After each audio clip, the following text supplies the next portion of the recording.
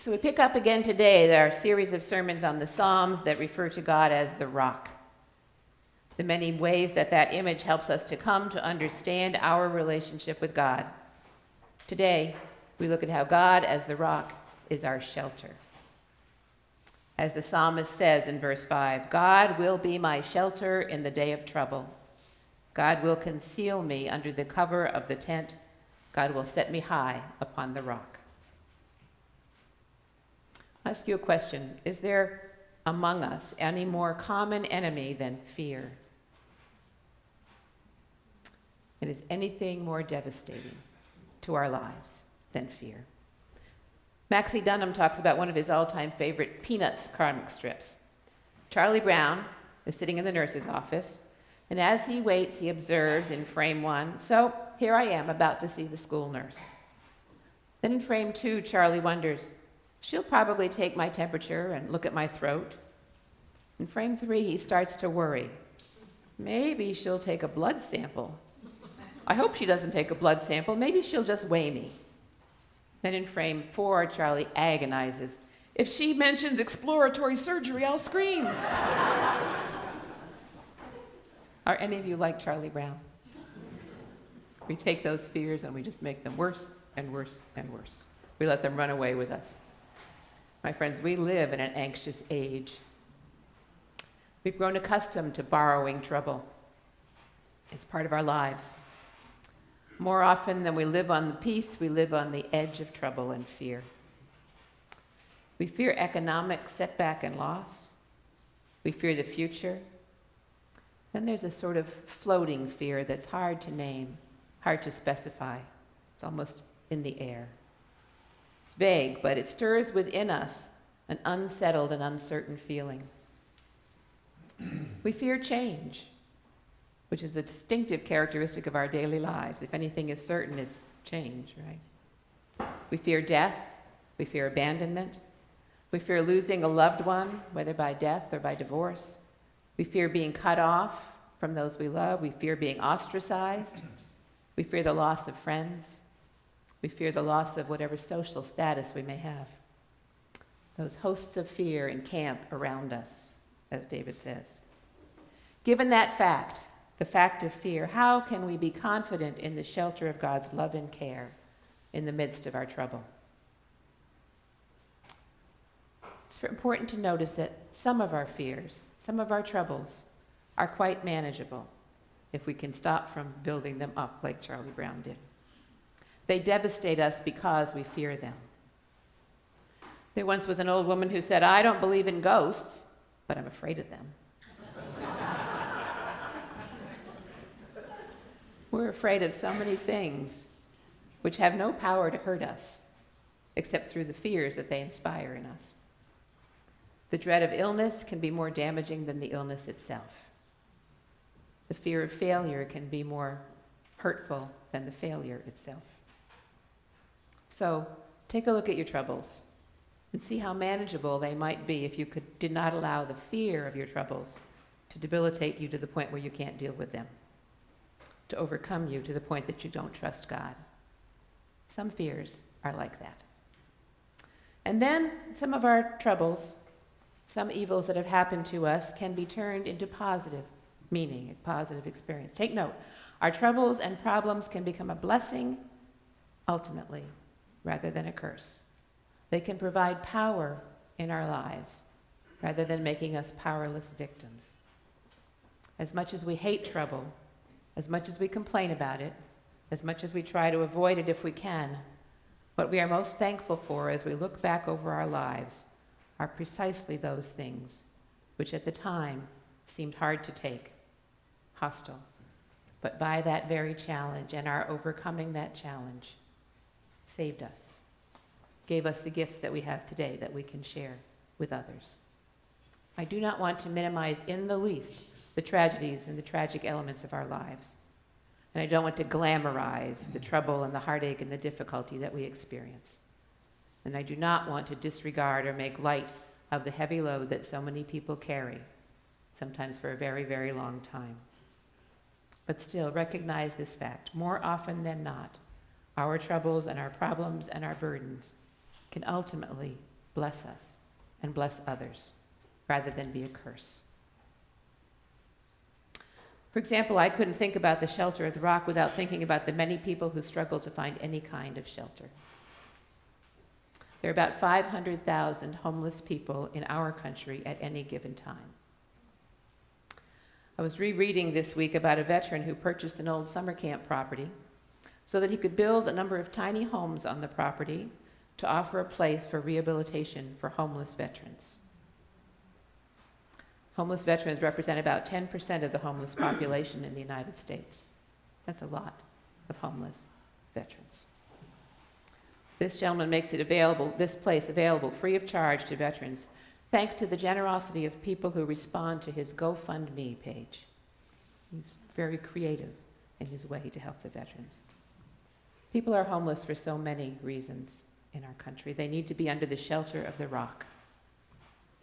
Our faith tells us that ultimately they are, even if their situation may not change. Let me share with you another poem that was written by a homeless person. The invisible guy didn't intend to become homeless. I didn't plan on living on the street. Everyone on the streets has their own story. Some made bad decisions. Others were victims. But none of them deserve what they have been left with. And it is a reflection of our own society that we just leave them there. Please always remember, the homeless people you'll ignore today were much like you not so long ago.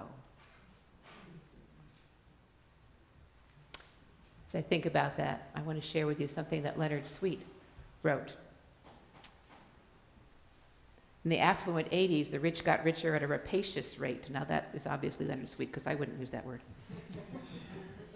The rich got richer, while our increasingly stratified society saw the poor get much poorer at an equally alarming speed.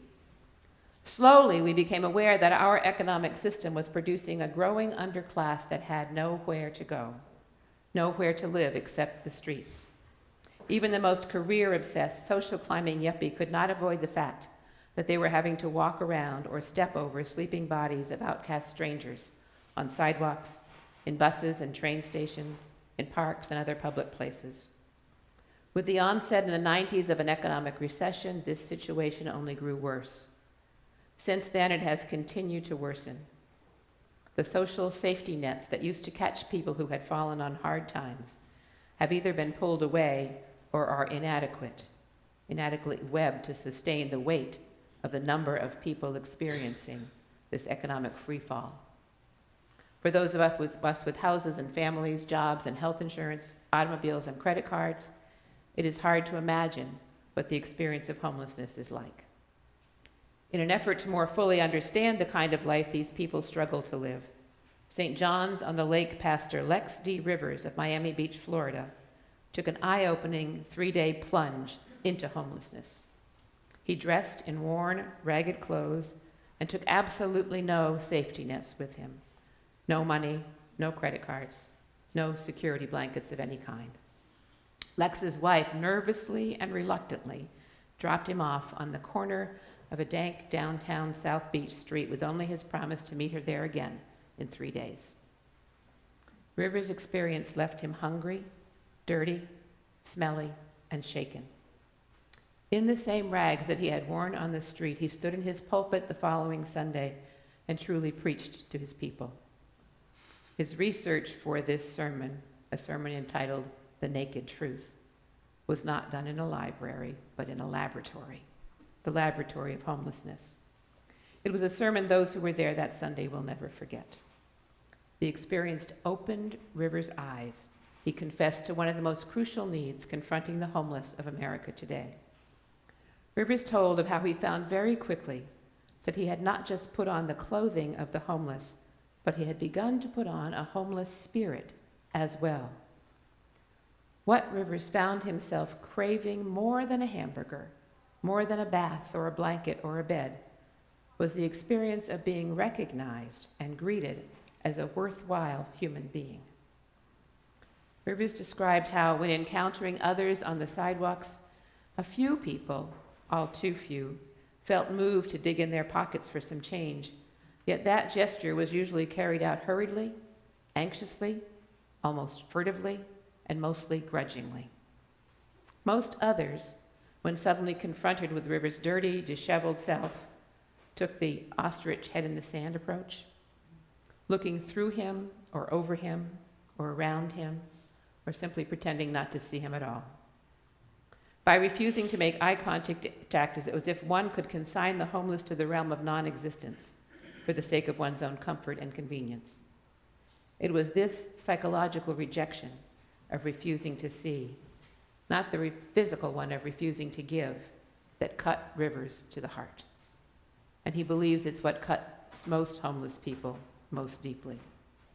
Among the host of things that the homeless desperately need is one that costs us nothing to give, a recognition of their essential worth and integrity as human beings, as children of God.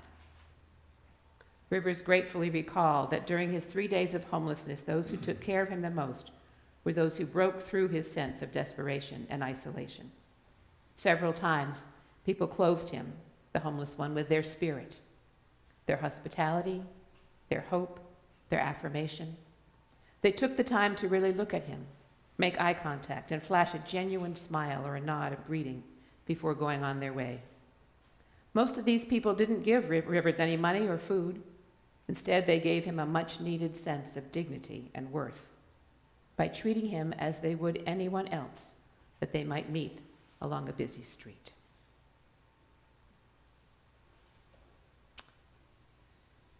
God does not come rushing in to solve all our problems as they're happening. But God is there, and God sends us, God sends others to help us carry that load as we walk through it.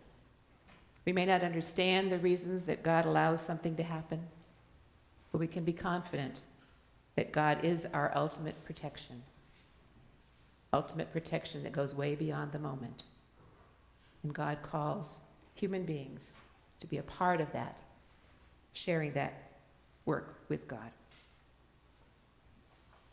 So it's our job as Christians to pay attention to the needs of the many individuals, those who are homeless and those who have other needs around us, and do what we can with what may be sometimes limited resources to make a difference whenever we can.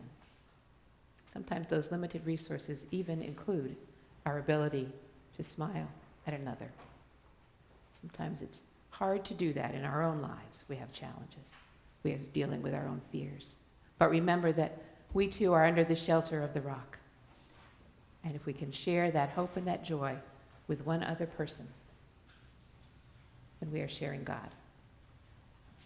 Thanks be to God.